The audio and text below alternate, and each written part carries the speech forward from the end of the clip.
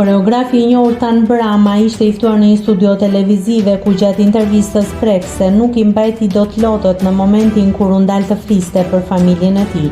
Ish-banori Big Brother VIP Albania tregoi momentin e dhimbshëm kur vëllai i tij i madh Naimi u nda nga jeta 6 vite më parë në një aksident në një ascensor.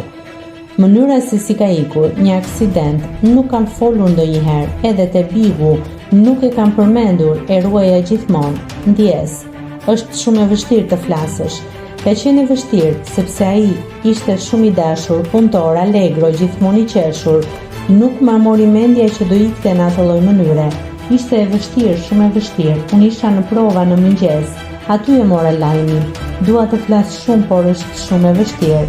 Naimi ishte me estradën e Tiranës, bënte pantomime. Kur fillova të kërceja, ai më mbështeste, më thoshte bravo. Është e vështirë.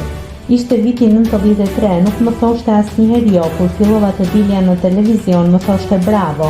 Më ka mbështetur shumë. Si qimi ashtu edhe Naimi, tha ndër të tjera Tan Brama. Nëse klikoni mbi butonin subscribe, do t'ju shfaqen të gjitha publikimet tona.